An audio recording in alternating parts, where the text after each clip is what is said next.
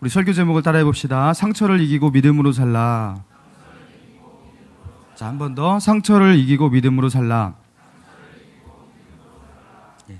상처를 이기고 믿음으로 살라라는 제목으로 같이 창세기 37장의 말씀 가지고 은혜를 나누기 원합니다. 여러분, 오체불만족이라는 책이 있어요. 그리고 그 책의 저자는 오토다케 히로타다입니다. 이 오토다케는요, 사지절단증으로 태어날 때부터 팔과 다리가 없었습니다. 그런데 이 오토다케가 1998년 와세다 대학에 재학 중에 자기가 태어나서 성장해온 성장 이야기를 담은 책을 오체불만족이라는 제목으로 냈고요. 이 책은 일본에서 베스트셀러가 되었어요. 그리고 한국에 건너와서 한국에서도 역시, 그리고 미국에서도 베스트셀러가 되었습니다. 그러면서 오토다케는 이 책을 통해서 단번에 유명 인사가 되는데요. 팔과 다리가 없는데도, 그럼에도 불구하고 자신의 운명에 절망하지 않고 희망을 가지고 긍정적으로 자기의 인생을 개척해 나가는 그런 삶의 모습이 많은 사람들에게 감동이었어요. 감동을 주었어요. 여러분, 저도 이 오토다케의 책을요, 10여 년 전 이 오체불만족을 읽었습니다. 정말 큰 감동을 받았습니다. 이제 은혜라는 것을 받았었어요. 그런데 여러분, 이 오토다케가 대학을 졸업하고 또 초등학교 교사 자격증을 취득하고 교사로 재직하고 뿐만 아니라 아나운서, 강연가, 그리고 장애우를 위한 인권 운동가 하면서 그 많은 사람들의 롤모델로서 이렇게 세워졌거든요. 그리고 얼마 전에는 국회의원으로서 출마를 앞둔 상황이었고, 아무도 오토다케 국회의원 출마에 대해서 부정적인 생각을 갖고 있지 않는 그런 존경받는 인물이었습니다. 여러분, 그런데 2016년 작년이었어요. 언론을 통해서 오토다케의 불륜 사실이 폭로가 되었는데, 이 불륜 사실이 폭로되면서 오토다케가 자기의 과거를 이제 더 이상 숨길 수가 없어서 고백을 했는데, 오토다케가 2001년에 결혼한 이후에 지금까지 자기는 5명의 여인과 불륜의 시간을 가져왔다. 아내와 결혼하고 난 뒤에 그 이남 1녀의 자녀를 두고 있었고, 그리고 그의 결혼 생활은 참 행복하고 다복한 모습들이 언론을 통해서, 그 미디어를 통해서 노출되었었고요. 오토다케는 모든 사람들의 롤 모델이었어요. 저렇게 살아야 된다, 저런 가정을 이루어야 된다. 그런데 그야말로 그 모든 사람들에게 그 존경받는, 그 사랑받는 그 인물이 모든 사람들에게 충격을 주고 충격을 넘어서 깊은 상처를 안겨준 것입니다. 그리고 사실 더 큰 상처와 충격은 누가 받았겠습니까? 그의 가족이죠. 그를 믿고, 그렇죠? 장애를 안고 있지만 그를 믿고 그와 결혼했던 아내, 그리고 그의 자녀들, 여러분 얼마나 큰 상처를 받았겠습니까? 여러분, 그런데 이렇게 상처를 받은 사람이 오히려 상처를 더 크게 주는, 그렇죠? 상처를 주고받는 이런 세상, 여러분, 이게 바로 우리가 살아가는 세상이에요. 내가 상처를 받아봤으면 이 상처를 더 이상 다른 사람에게 주지 않아야지, 이럴 것 같잖아요. 그런데 아니라는 거예요. 오히려 상처받은 사람이 다른 사람에게 더 많은 상처를 주는 일들이 많습니다. 그래서 우리가요, 상처를 피할 수가 없어요. 상처를 주지 않는 것은 내가 노력해서 상처를 주지 않는 삶을 산다고 해요. 그렇지만 상처 받는 것을 피할 수가 없어요. 가능한 상처를 주지도 말고 상처를 받지도 말아야겠지만, 만약에 이것을 피할 수 없다면 여러분, 우리는 이 땅 가운데서 어떻게 살아야 됩니까? 상처받음을 피할 수 없다면 상처받고 철철 피 흘리면서 여러분 그렇게 살아야 되는 건가요?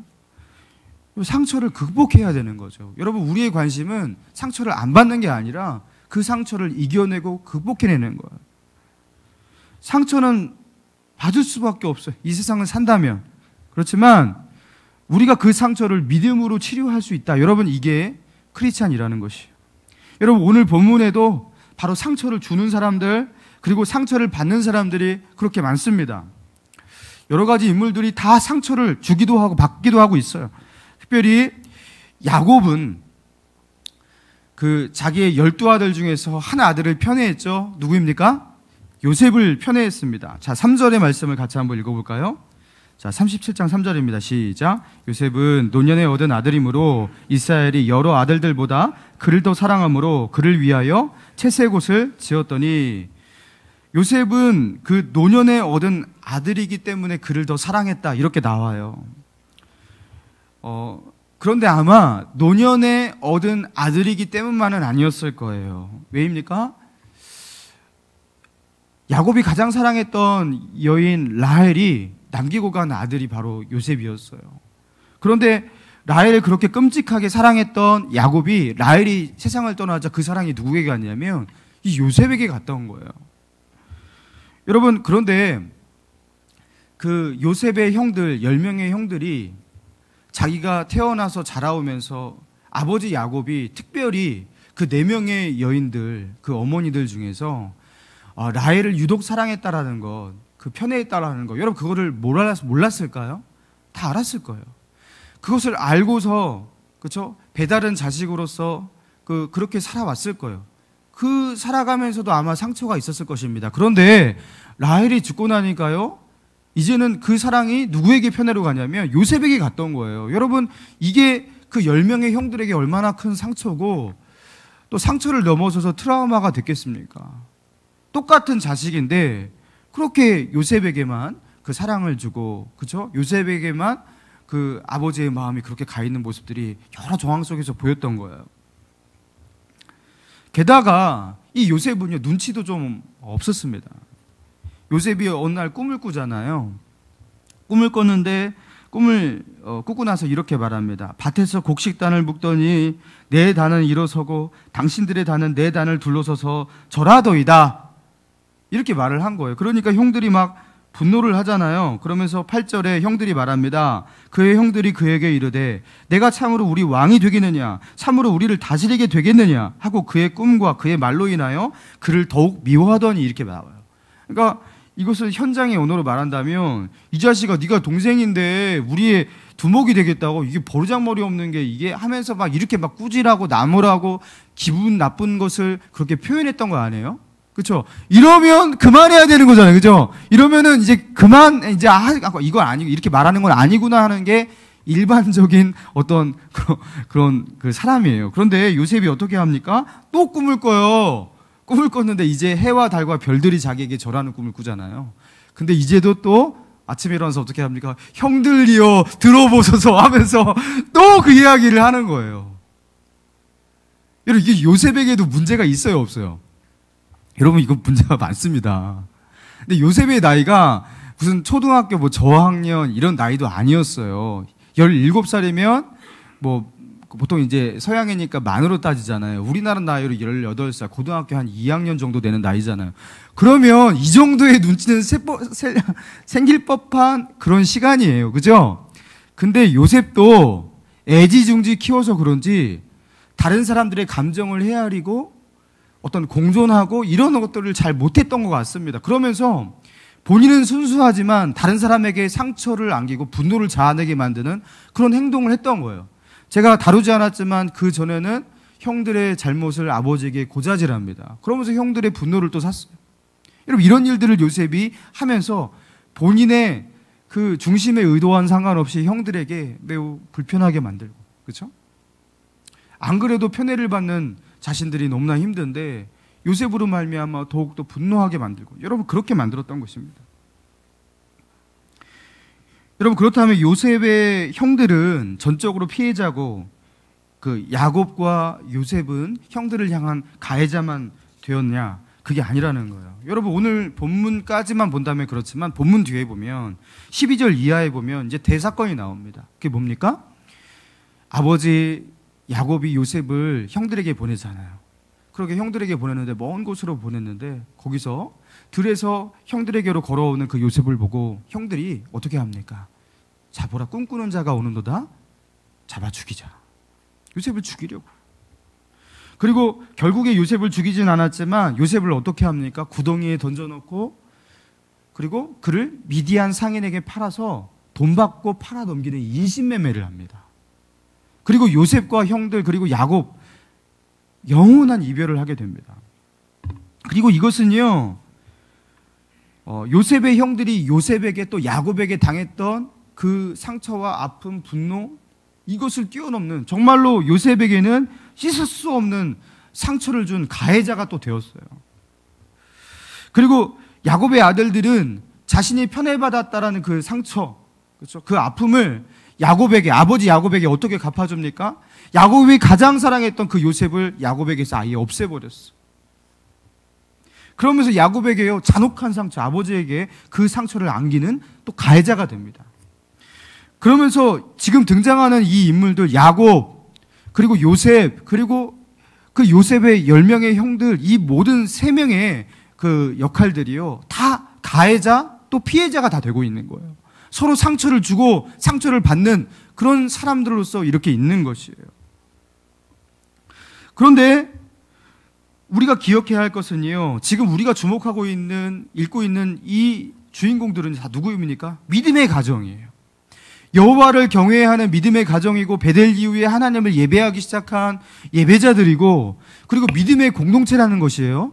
근데 어떻게 신앙으로 살아가는 이들에게서 이렇게 상처를, 큰 상처를 주고 큰 상처를 받고, 여러분 어떻게 이런 일들이 일어날 수 있냐라는 것이죠.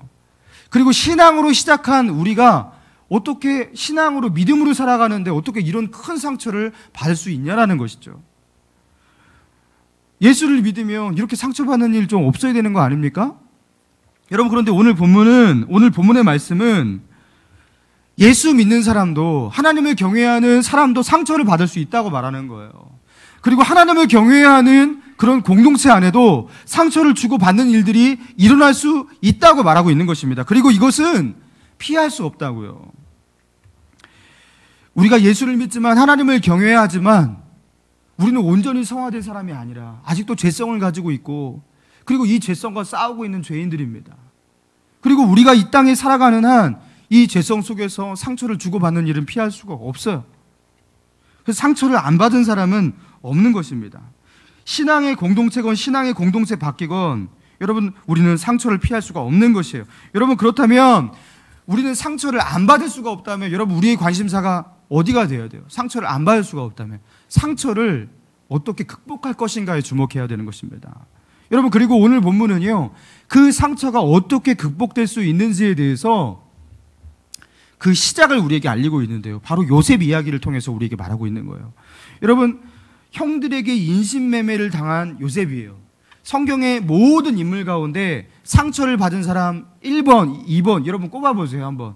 여러분, 이것보다 더 큰 상처를, 쓰라린 상처를 받은 인물이 예수님 외에는 없어요. 그렇죠? 제가 다 살펴봤어요. 구약의 인물부터 해고 다 살펴봤는데, 예수님 외에는, 그렇죠? 예수님은 진짜로 완전히 다 배신을 당했잖아요. 예수님 외에는 요셉보다 더 큰 상처를 기록한 이야기가 없더라고요. 자기의 형들에게 돈을 받고 팔아 넘겨진, 여러분, 이것보다 더 큰 상처가 어디 있습니까? 그렇죠? 믿을 사람 하나도 없는 거 아니겠어요? 그리고 그렇게 팔렸는데 결국 간 곳이, 그죠? 애굽에서 종살이하고 감옥에 들어가고, 여러분, 이것보다 더 큰 상처가 어디 있습니까? 여러분, 그런데 이렇게 큰 상처를 받았던 그 요셉이 나중에, 여러분 다 아시잖아요. 나중에 애굽의 총리가 되고 가뭄이 들고, 그리고 그 가뭄 가운데서 곡식을 구하기 위해서 그 애굽으로 찾아온 그 형들과 조우한 그 요셉이 형들 앞에서 자기가 요셉이라는 것이 발견되었을 때, 알게 되었을 때 어떻게 말합니까? 이렇게 말해요. 창세기 45장 4절과 5절에서 이렇게 말하고 있습니다. 요셉이 형들에게 이르되 내게 가까이 오소서. 그들이 가까이 오니 이르되 나는 당신들의 아우 요셉이니 당신들이 애굽의 판자라. 당신들이 나를 이곳에 팔았다고 해서 근심하지 마소서. 한탄하지 마소서. 하나님이 생명을 구원하시려고 나를 당신들보다 먼저 보내셨나이다. 여러분, 이 상처를 안고 어린 시절부터 커왔고요, 자라왔어요. 여러분, 그런데 그 요셉이 그 자기에게 그 큰 상처를 안긴 그 형들을 보고 한탄하지 마소서, 걱정하지 마소서. 이거는 하나님께서 우리를 구원하시기 위해서 먼저 이 땅에 보내신 것입니다. 요셉은요, 상처의 흔적이 보이지 않고 있어요. 요셉은 무너지지 않았어요. 그 상처를 받고서. 당신들이 나를 미디안 상인에게 팔아는 게 어떤 그 인신매매 주범을 내가 이제야 만났구나 하면서 자 와라 하면 이거 당연한 거거든요. 여러분, 그렇지만 요셉은요, 그 형들을 볼 때 전혀, 그렇죠? 복수하려는 마음을 전혀 갖고 있지 않아요. 여러분, 그런데 어떻게 피해를 받은 그 피해자가 피해 의식 없이 어떻게 이렇게 똑바로 살고 있었을까요? 다른 것이 아닙니다. 요셉은 자기를 피해자로서 인식하고 있지 않았어요. 그는 어떻게 했습니까? 하나님의 경륜 속에서 많은 생명을 구원하기 위해 나를 이 땅에 먼저 보내신 하나님의 계획이었다. 이건 하나님의 경륜이었다. 자기가 받은 그 치명적인 상처의 역사를 하나님의 경륜으로 해석하고 있어요. 그리고 하나님의 경륜으로 자기의 상처의 상흔의 역사를 해석할 수 있는 이 믿음의 해석이 결국에 요셉을요, 그 상처 속에서 무너지지 않게 만들었던 것입니다. 여러분, 이 하나님의 경륜으로 자기의 역사를 바라보는, 자기의 아픔을 바라보고 해석하는 이 믿음의 눈, 이거에 대한 신약의 버전이 무엇입니까? 로마서 8장 28절의 말씀이죠. 우리가 알거니와 하나님을 사랑하는 자 곧 그 뜻대로 부르심을 입은 자들에게는 모든 것이 합력하여 선을 이루느니라. 하나님의 경륜 속에서 우리에게 당한 모든 일은 실수가 없다, 실패가 없다라는 거예요. 하나님의 계획이 있고 하나님의 뜻이 있다. 결국에 하나님은 이 모든 것을 통해서 합력해서 선을 이루시는 하나님이라는 그 믿음이에요. 여러분, 이 믿음이요, 상처로 무너질 수밖에 없는 존재를요, 그 무너지지 않게 만들었던 거예요. 여러분, 우리는 상처를 안 받고 살아갈 수 없습니다. 사람에게 실망을 어떻게 안 느끼고 살아갑니까? 그러나 하나님은 상처를 받을 수밖에 없는 우리에게, 하나님께서 우리에게 주신 그 선물, 그것이 무엇이냐면 하나님의 경륜을 믿는 믿음이에요. 믿음이 있는 자는 합력하여 선을 이루게 하시는 하나님의 경륜을 바라보는 자는 세상과 나를 피해자로 의식하지 않아요. 인식하지 않는 것이. 모든 것이 저 사람 때문이야. 저 사람만 아니었으면, 나의 그 아버지만 아니었으면, 그때 어머니가 그렇게 나에게 하지만 않았다면 나는 이렇게 되지 않았을 거야 하면서 원망과 증오와 그 피의식 속에서 그렇게 절망하면서 인성이 무너지지를 않아요. 물론 그것 때문에 아파할 수 있고 그것이 고통스러울 수 있지만 그것이 절대로 그의 인생을 무너뜨리지 않습니다. 여러분, 주위를 둘러보세요. 상처를 준 사람은 항상 멀쩡해요. 그렇지만 상처를 받은 사람은요, 다 무너져 있어요. 그 상처 속에서 미움과 증오 속에서 바라보니까요, 그냥 병이 생기고요. 그리고 정상적인 정서로 사람들을 대하지 못하니까 자기도 자기가 받았던 그 상처를 주었던 그 사람과 비슷한 모습으로 사람을 대하게 되고요. 그러면서 사랑하지도 못하고, 그렇죠? 여러분, 이런 사람들이 세상에 정말 많거든요. 그런데 우리가 믿음의 눈으로 우리가 받은 상처를 바라보잖아요. 여러분, 우리가 무너지지 않아요. 그리고 그 상처에 잡혀서 우리 삶이 그렇게 절망하게 되지 않는다는 것입니다. 여러분, 아돌프 히틀러, 여러분, 히틀러가 얼마나 무자비한 일을 많이 했습니까? 세상에서 가장 많은 사람을 학살한 사람 중에 한 명이잖아요. 여러분, 그런데 이 아돌프 히틀러가 어린 시절에 아버지에게 심각한 학대를 당합니다. 권위적이고 이기적인 아버지는요, 아내와 어린 자식들에게 아예 관심이 없었다고 합니다. 그리고 얼마나 아이들에게 매질을 했는지 매일같이 그 매질 소리가 그 집에서 들렸다고 합니다. 아돌프 히틀러에게 이복형 하나가 있었어요. 근데 그 이복형은요, 14살 때 그 아버지의 그 매질을 감당하지 못하고 집을 나가버려요. 그리고 그 아버지가 죽을 때까지 절대로 집을 돌아오지 않았다고 합니다. 여러분, 그러면서 혼자 남겨진 히틀러는요, 그 아버지의 학대를 집중적으로 받는 한 사람이 되었대요. 여러분, 그러면서 탄생한 괴물이 바로 히틀러예요. 자기가 받은 상처를 가지고서요, 내가 이렇게 당했으니까 나 이렇게 다른 사람을 괴롭히지 않을래, 이런 게 아니에요. 더 악랄하게 다른 사람을 괴롭히는 괴물로 탄생하는 거예요. 여러분, 스탈린, 러시아에서 정말 피해 숙청을 했던 그 스탈린,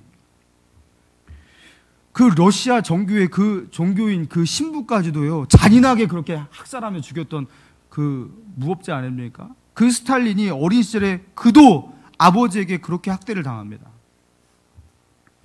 그 이웃집에서도요, 그 스탈린의 학대당한 그 모습에 대해서 증언을 했고요. 그리고 누군가는 이렇게 말했어요. 부당하면서 가혹한 매질 때문에 요시프 스탈린은 그의 아버지처럼 거칠고 무자비한 사람이 되어갔다. 요시프의 눈에는 권력을 가진 사람은 누구나 아버지처럼 보였기 때문에 그는 자기보다 높은 위치에 있는 모든 사람에게 복수심을 품었다. 스탈린은요, 권위를 가지고 있는 모든 사람을 다 싫어하고 증오했어요. 여러분, 이게 뭐냐면 자기가 어린 시절에 받았던 그 상처를 극복하지를 못하는 거예요. 여러분, 상처가 사람을 이렇게 만듭니다. 더 깊은 상처를 만들잖아요. 더 악랄한 괴물이 탄생하는 것이. 여러분, 그런데요, 우리나라의 우리나라 한국 기독교의 역사 속에서 처음에 이제 선교사님이 들어왔을 시절, 그때 선교사님을 통해서 예수님을 믿게 되고, 그리고 복음을 받아들인 한 사람을 제가 소개하려고 해요. 최봉석 목사님. 봉석 목사님의 별명이 최권능이에요. 이분이 가면요, 정말로 권능이 나타났어요. 귀신이 떠나가고, 그리고 막 병이 고쳐지고, 막 이런 권능의 역사가 많아서 그분의 별명이 최권능이어서 사람들은 최권능으로 알고 있습니다. 근데 이 최봉석 목사님이 어린 시절 16살의 나이에 예수를 믿게 되었거든요. 근데 이 선교사님의 가르침을 받아서 이제 예수님을 똑바로 믿자 하면서 어머니 아버지에게 그렇게 말합니다. 우리 이제 더 이상 우상 섬기지 말고 우리 집안에 있는 귀신의 당직들 저거 다 집어치우고 이제 교회 나가자고, 예수 믿자고 그렇게 말합니다. 그런데 그 부모님이요, 아랑곳하지 않고요, 무당에게 가고 구출하고, 그리고 자기 집안에 있는 귀신의 당직에 절하고 그런 일들을 했던 거예요. 그래서 어느 날 너무나 분한 생각에 자기 집에 있는 그 귀신의 당직을 쳐다보다가 어떻게 했냐면요, 그 당시에 자기 집에 있는 그 푸세식 화장실에 가갖고요, 삽으로 똥을 이렇게 풉니다. 그리고 거기다가 그냥 다 발라버렸어요. 귀신의 당직에다가 뿌려버렸어요. 그리고 부모님이 돌아옵니다. 어떻게 됐겠어요? 이 최봉석을요, 자기 그 앞마당에 있는 그 나무에다가 꽁꽁 밧줄로 묶고 죽도록 팹니다. 너무 맞아갖고요, 졸도했어요. 그리고 자리에서 이제 그 밧줄에 묶여서 이제 졸도한 가운데서 이제 깨어난 이 최봉석에 부모님이 나를 죽일 것 같다라는 그런 직감이 들었대요. 그래서 살기 위해서 어떻게 하냐면 이빨로 자기를 동여맨 그 밧줄을 끊고 집에서 탈출해요.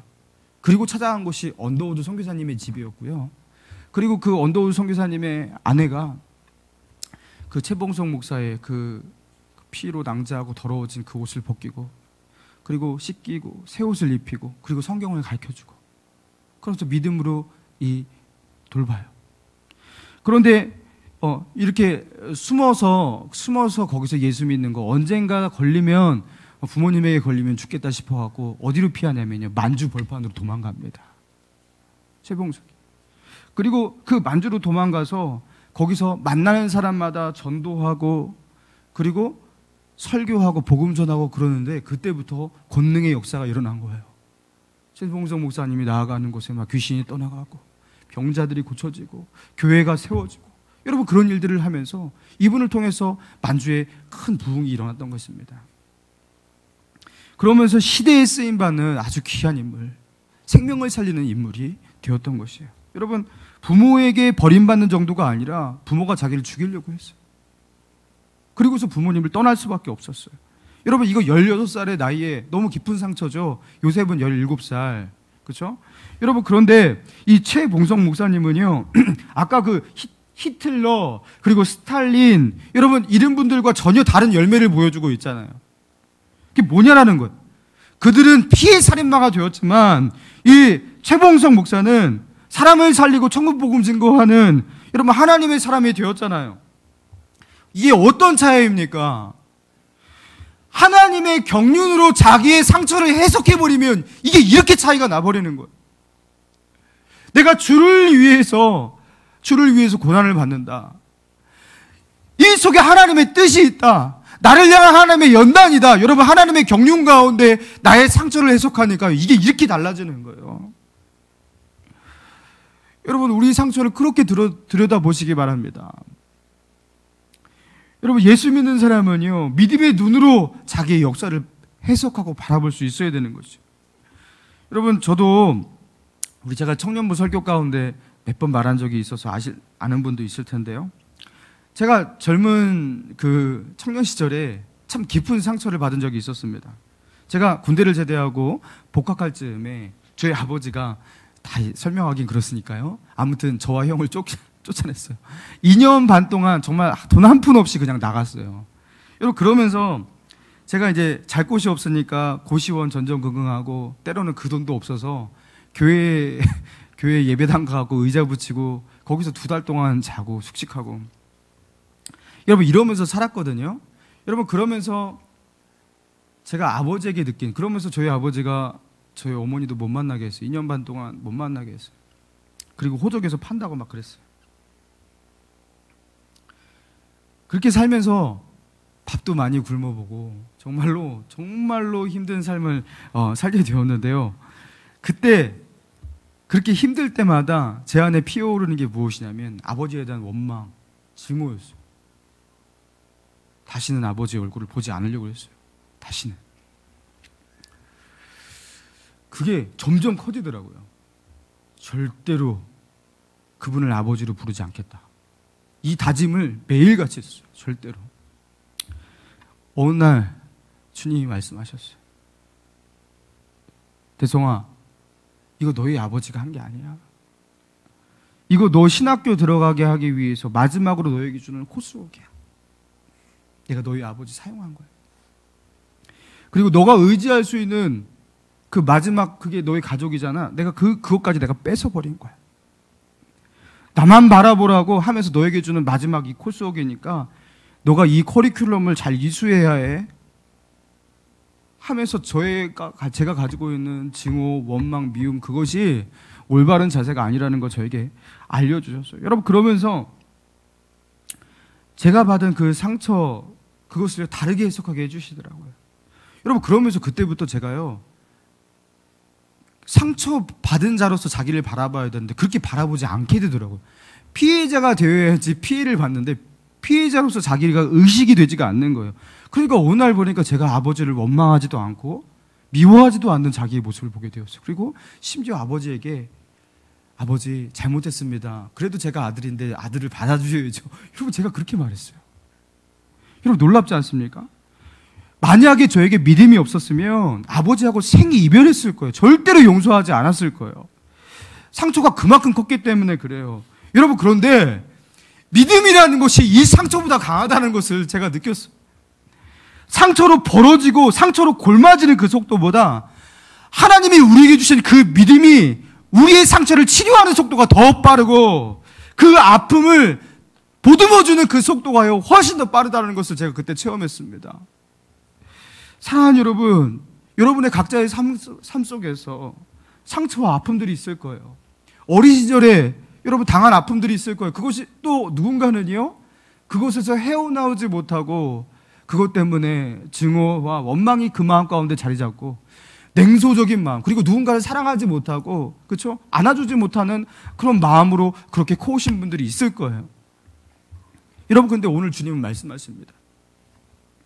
우리가 알거니와 하나님을 사랑하는 자, 곧 그 뜻대로 부르심을 받은 자들에게는 모든 것이 합력하여 선을 이루느니라. 여러분, 하나님은 실수하시지 않아요. 하나님은 아무 의미 없이 여러분에게 그 일을 주신 게 아니었어요. 상처 입은 치료자로서 여러분을 사용하기 위해서, 때로는 여러분을 연단하기 위해서, 때로는 하나님께 간절히 나아오라고 여러분에게 그런 아픔을 주셨을 수 있어요. 여러분, 믿음으로 여러분의 지난 날을 바라보시기 바랍니다. 우리의 상처는요, 사람이 보듬어 줄 수가 없는 거예요. 근데 하나님이 한번 보듬어 주시면 이 상처가요, 상흔이 잘 남지 않습니다. 그래서 요셉과 같이 오히려 다른 사람을 사랑하고 책임지는 온전한 사람으로서 그렇게 살아갈 수가 있게 되는 것이에요. 상처로 주저앉지 마시고 사람이 주는 실망감에 낙심하고 체념하지 마시고 믿음으로 바라보고 하나님의 경륜으로 나의 일을 해석하고 다시 일어서는 저와 여러분 되기를 주님의 이름으로 축원합니다.